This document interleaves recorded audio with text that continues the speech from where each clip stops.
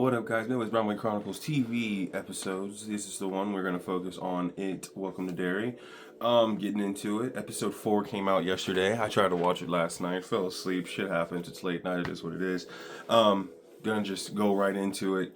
The eye scene to begin. What part was real and what part was never happening? Yeah, Pennywise can make things imagined in your head and everything. Her eyes were never popped out then? Or were they? How was she able to take her face in front of a saw and almost like slice her face off? What part of that was sincere? That's the shit right there in It.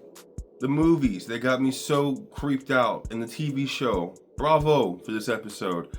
That kind of moment, that kind of stuff right there puts you in a space where all you're doing is cringing inside. All you're doing is screeching internally, thinking, oh my god, oh my god, more because of the scene of the eyes popping out of her face, but the other part that, what is she really doing to herself? That is the terrifying nature of Pennywise the Clown and loving to eat fear from children.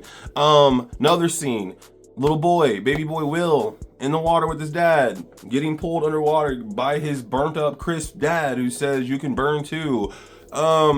Nightmare fuel, literally. It's so crazy how Pennywise does such a great job of finding every part of your fear that you do not want to tell anyone about and bringing it to the surface. Taking every part of what you are always fearful of and bringing it to the front of the conversation and saying, I know what your fears are and I will always throw them at you.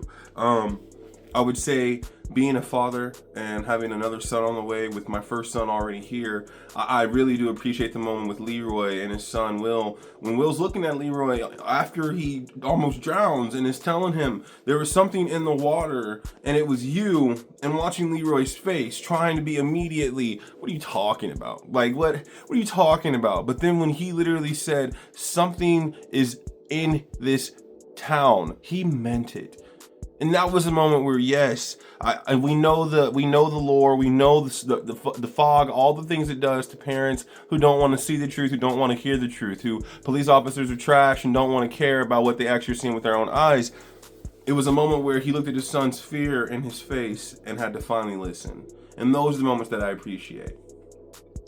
And I just think to myself, the pictures at the police station with the little kids when they were there, Lily and Will and our baby boy, and I can't think of the other girl's name right now. Anyway, were the pictures really what they got pictures of? Were they really pictures of the kids that were floating in the air that were ghostly? Or were the adults looking at them and then getting a fog, if you would, over their brains to not want to see the truth? So they just kind of put an image in their head and Pennywise showed it. What part of that, when we saw the photos after episode 3, what they looked like, what part of that was sincere? What part of that was really impactful almost?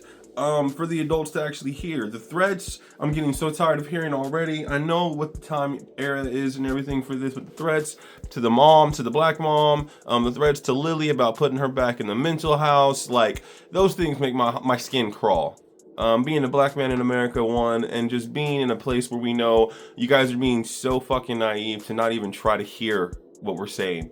It just makes me think to myself, these are the moments where, yes, they're actors and they're regular people outside of this conversation of It, Welcome to Derry. That being said, fuck the police chief and fuck those the 3 girls, I would say, at Lily's school that are trying to sabotage her. I sincerely hope for the grace of the show and to make me chuckle a little bit that they all get a little bit of who's who medicine thrown their way. I sincerely hope those preppy little girls get their shit rocked once. I hope the police chief, who's being a piece of shit, I hope that something happens to him where he has to remember, where he has a random memory taking him back to being a kid and what he saw that freaked him out. Something to help them not be pieces of shit for the whole show. Thank you. I also really want to talk about the indigenous people, their arc, and how it's crazy in this country specifically, and I'm talking to everyone in this country specifically. A lot of this land was never ours. A lot of this land was definitely to someone else, belonged to other people, belonged to other civilizations, if you would, tribes, if you would. And it's really cool. I'm a history lover. When I was in high school, favorite subject was always history. It's really cool to watch it kind of play that trope where it's almost like, we warned you guys. We told you guys what would happen if you decided to come in and take over this land. And I'm happy that it wasn't the other side of the truth where we know murdering the people and everything. It was this indigenous people looking at the settlers and saying, if you go over there, you're not going to be able to live your life. Heed our warnings. But just like in the show, every time you try to tell someone something that they need to hear and they feel like they're better than you or they're above you, it goes by the wayside immediately. They don't want to listen, they don't have to listen, and they choose not to. So in that same moment, you're talking to a brick wall. And that was the problem the whole time. As they were giving Pennywise more power, more ability, more freedom to do what he wants. I think it's really cool to learn the whole backstory of Derry, because I don't know if the original movies show that, and I know the remakes definitely didn't show that, but the original movies, I don't know if they even talked about the pillars, how they have those shards marked around the whole city to essentially keep Pennywise in the cage that is Derry, Maine. But in the same sentence, why the hell are we here? To me and my intrusive thoughts, why are we here? Why are we stuck in this city, in this town, just to be here and trapped with monsters? And I've been watching, I don't know if any of you guys who've been watching the show watch the ending, watch the up on the next weeks of It Welcome to Derry, and even the actors and actresses talking about what their scenes are like and what they're conveying. But I'm getting really, really excited for our guy that can for our guy that can look into minds and find something, because I know what Pennywise is so good at, and the conversation immediately becomes, every time you get into Pennywise, every time you find out more about him, he has a tab on that. He always does and always will. So you finding out more about him doesn't bode well for him finding you. And that's always been the thing. That's why I'm talking about the police chief and everything too, because yes, Pennywise targets kids and wants to terrorize kids. It doesn't mean he won't terrorize adults too. Doesn't mean he won't go and find adults and bring them back to the fear they had when they were children. Thought it was really cool when Will was talking to them about fear and the secretion of the blood, the adrenaline and everything in your bloodstream that gets you to have the fear response, and how animals feed off of it. I thought that was always cool to talk to them about, and I thought it was cool in the original movies, the remakes, and him saying it then, like, he probably wants to eat us because of how fearful we are, and we're just ripe enough, almost primed for him to take over. He will. So it did a really good job. I feel bad for Lily because it looks again like she's some monstrous person. All it takes is her horrible best friend, not best friend, to just say, guys, I literally felt something pushing the back of my eyes out of my fucking face, and I had to get rid of it. That's all she needs to say, and then Lily would be cleared. Then the officers couldn't say anything. They can't act like Lily is out here trying to kill people and all these things. And random about the pills to help them with their fear receptors. Do we believe that's really going to work? I think placebo effect, if it kind of works for a little bit, but it's not going to work long term. I don't think at all. So I feel like it's one of those, Pennywise knows they have those pills to stop their fear, but I think he'll end up using those pills against them too, where they go to eat it and it's going to be a maggot or something, and it's not going to be a pill, is what I'm guessing might happen, because he is obviously all knowing about everything. And then about Will's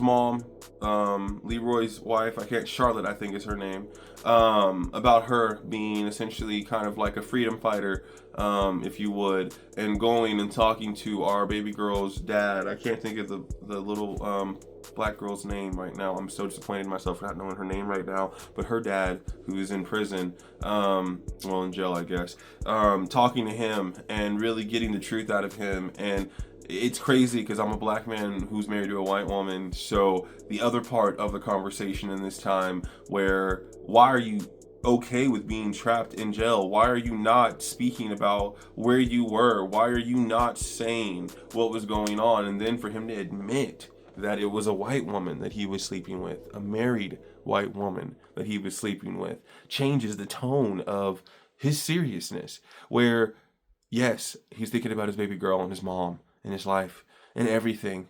But at the same time, he's saying that what he's so fearful of right now is for the world to find out that he messed with a white woman and it could get him killed. Outside of being in prison for the rest of your life and being condemned, it literally could get him hanged, murdered in the street randomly for somebody seeing that, knowing that. And then the other side, how would her husband respond to knowing that she slept with a black man? And I think the same thing about white women back in this time, how horrible that conversation was for you guys too, to take it on and be okay, but know that those men would abuse you, beat you down, treat you like shit, and basically take you into a place where you felt like you were nothing. It's a crazy little like dynamic they put in that moment to almost make you think, yes, I don't want to be in prison. I don't want to be guilty. I don't want to leave my family behind. But I also know that I'm on a one-way road and I don't have any way out but the only way to save myself by not saying a damn thing. So then you see the compromise he's in. But yeah, I'm surprised we really didn't see Pennywise in this episode either. I'm expecting to see him in the next episode or two where he gets really intense and gets really crazy. But the snippets, the red balloons popping up are starting to really make it serious. And thinking to yourself that the government is trying to find a way to weaponize fear is terrifying. What is an atom bomb? What is mustard gas? What are H bombs? Like, what? Weaponized fear. Everybody knows you already have it weaponized in nations where weapons are prevalent and military might is huge. So, crazy spectacle, I guess. But yeah, no, I'm excited more and more. We're going into next week, episode 5. Wondering if it's going to be 10 episodes, 12 episodes. Hoping it could just be an 8-episode series that they do on HBO a lot, where it could be 8 episodes because they were all an hour long. But I'm hoping that they do 10 to 12 episodes like a regular TV show, but we'll see. But anyway, this has been Midwest Brown Boy Chronicles TV special. I hope you guys really enjoyed hearing my voice. Thank you for watching any of my videos that I have posted. Like and subscribe, please, if you want to come back and hear me talk some more. You guys have a good day. I'll talk to you guys later. Peace out.